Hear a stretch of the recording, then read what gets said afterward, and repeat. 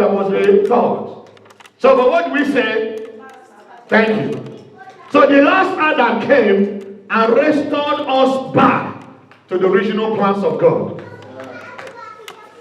So everything or anything that will stand to challenge you or I in this month, no matter how they look like, no matter how big they seem to be, I want you to know that God has made you to be what? To be an overcomer.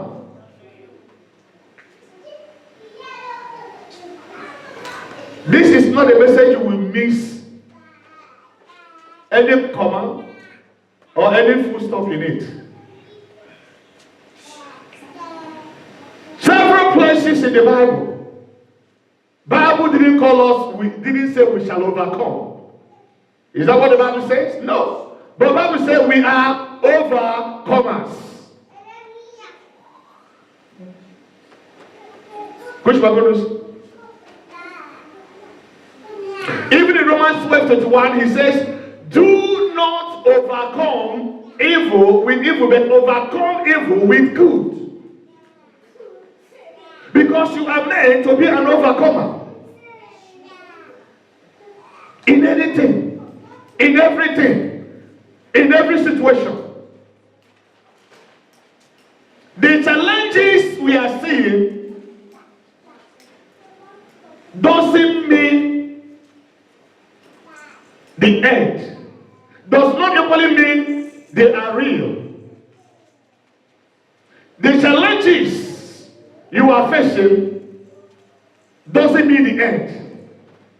But what determines the end is what God has said.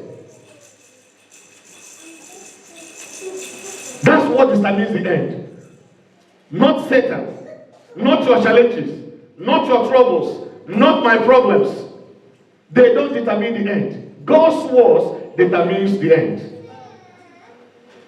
Glory to God.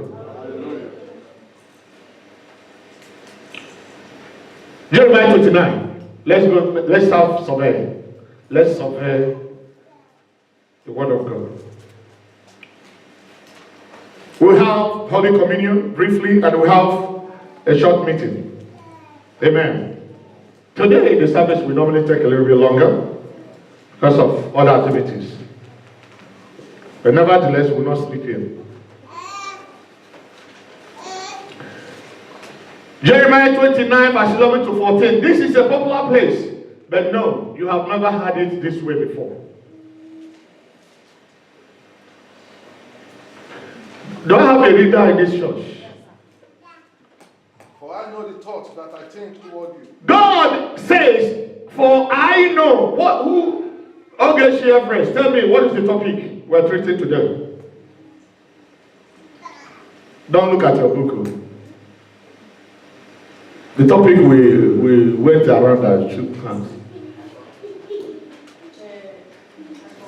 You forgot it. Okay, write it down. If you write it down, did I give you this note? Okay, write it down so you don't forget. Anything written down cannot be easily forgotten. Amen? Isaac, can you tell us the topic we are treating? Because if we don't understand the topic, we are just air will blow the word this side and take it up the other side. Before we know ourselves, it's like pastor is telling stories. Oh, God. Nothing. Amen. You people are very lucky. You have not gotten it. Brother Nathan, tell us what we have.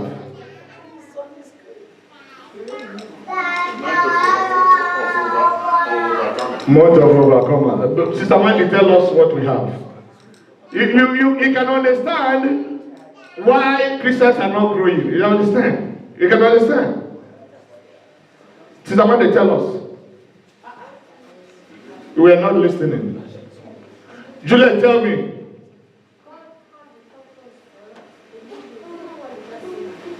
Are you asking me? Is that what I just said now? Brother Femi, help them out. Let's go, Jare. Hi, you disappointed me. All right. No, I won't ask you 2 times.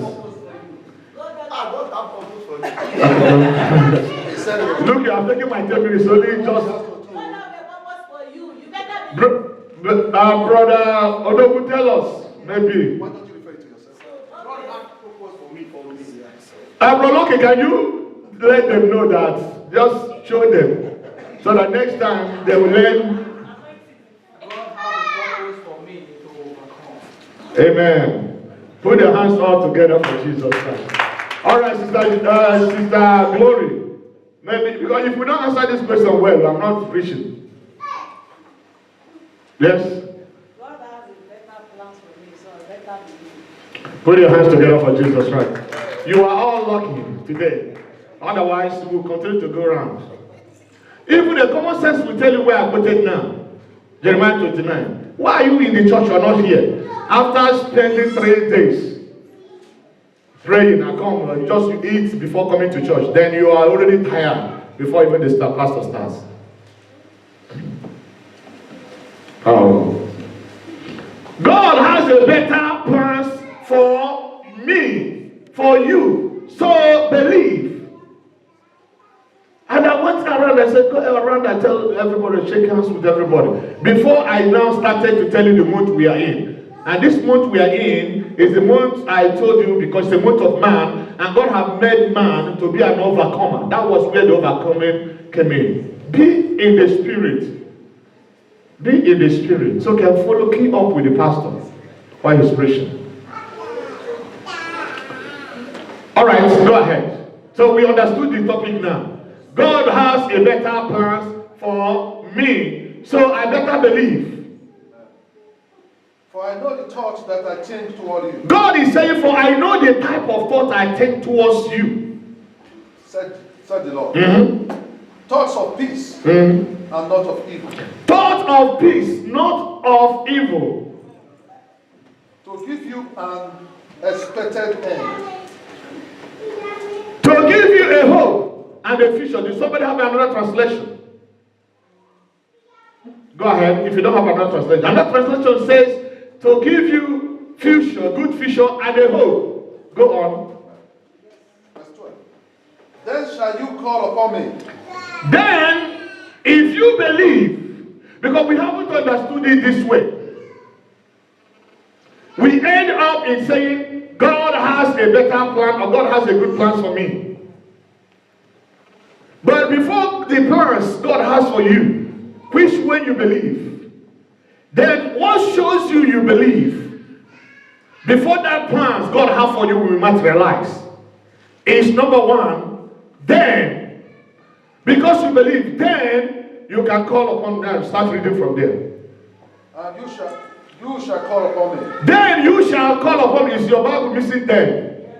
That's what I said. Yeah. Then you shall call upon me. Then you shall call upon me. And you shall go and pray unto me. And now that you believe that God has a better plan, I'm not saying you don't have a plan. Every living thing, every living human being, even animals, they have their plans.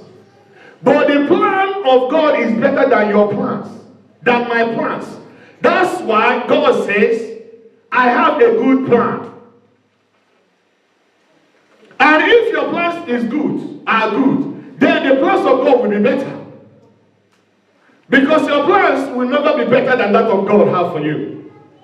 Am I communicating now? Now, then the Bible says, if you believe, then you can call upon him. And what will happen?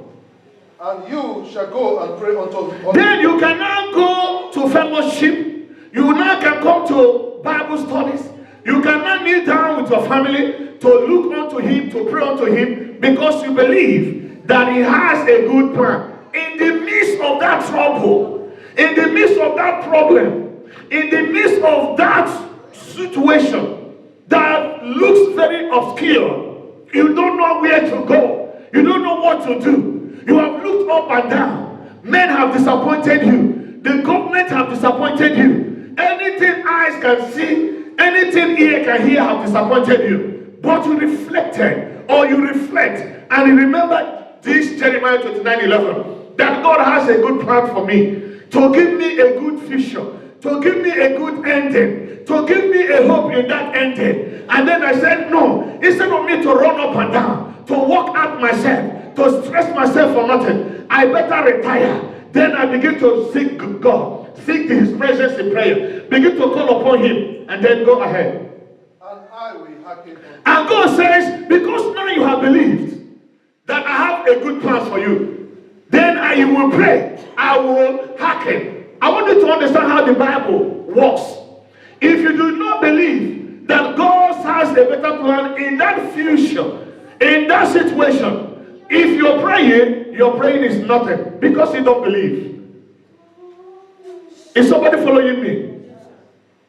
So you must first and foremost believe that God has a better plan for you than your plan. And then you surrender your plans, let the plans of God work for you. After all, a woman that is married lives under the authority of the husband, lives under the control, let me use the word, the authority to control the supervision, the administration of the husband. He depends upon the husband for provision, for decisions. So are we. When we are in Christ, we are no longer ourselves. A woman who is married to a man is no longer herself. You don't call home your home and begin to call your brother and sister every day without your husband's knowledge. You are not to build your husband home with him. That's why you are married to him. I wish you'd be here on Wednesday, because there will be a lot of corrections. Now that we are married to Christ, even if you're a woman, you have your plans. Now that you're married to your husband, your plans becomes your husband's plans. You help him to fulfill his plans, not your plans. That's why we miss it. So while we are in Christ, we have our own plans. Before we got married to Christ, being born again. Yet we do not want the plans of God to work out for our future. That's why we're missing God. We are running haters-scatter. We are running haters-scatter. We go to John disappointed. We go to Stella disappointed. We go to government disappointed. We go to our mother, everybody we know, and then we surrender. There is no God. Oh no, there is God. There is a big God. Get it to 14. Verse 13 says, and you shall seek me. You then begin to seek God, because you know that if I have a plans. This my plans may not work out because I don't know what tomorrow is. I want you to listen. I have a good plans, but this my good plans. I don't know what will happen in the next 5 years. I do not know what will happen in the next 10 years. I have a good plans, but God is saying that his plans for me is better. And now the best thing for me to allow the plans of God to work out for me, I better begin to pray to him, because he said he will answer me, because I am praying, let your will be done. Nevertheless, not as I will, but your own will. As long as you're praying in line in that way, God says, I will answer you. Is that what he says? Yes. You will pray to me and I will answer you. He said you will find me. And you will find me, because you are seeking me now with all your heart. Seeking God with all your heart is not, you know, those days in Igbo people, we say,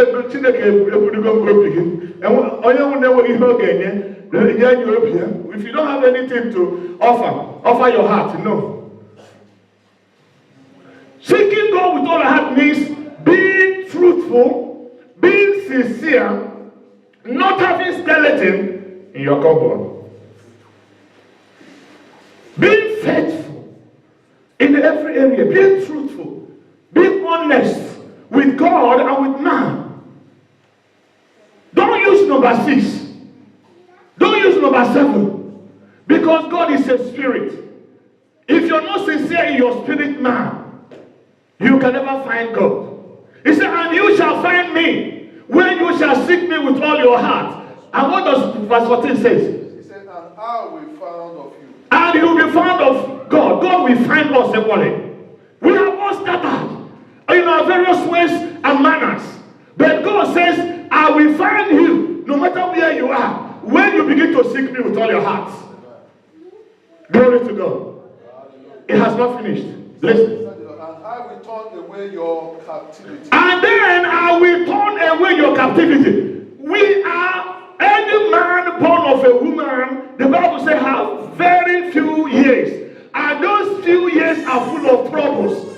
Captivity means troubles. Captivity means the plans the devil has for you, against you. The devil has plans for each one of us, for every one of us. And the plans of the devil is to kill, is to steal our faith, our joy, our peace, our blessings, and then to destroy the person at the end of the day. Haven't you seen a man who was separated or divorced by the wife, and then he ended up being alcoholical? He ended up smoking evil, so he ended up smoking drugs, and then he became a useless man and died inside that situation. He would have been a lawyer, maybe he was a medical doctor, maybe he was an architect, an educated man, or a good businessman, but if something happened in his life and it resulted into alcoholism. Haven't you heard or seen such a thing? Only 2 people have seen. All right. You need to grow so that you see them. There are many. Amen. So anywhere you are, from every captivity, this was a promise God made to the Jews. When the false prophets were telling them, oh, remain here. No, remain in this Jerusalem. No evil will come near you.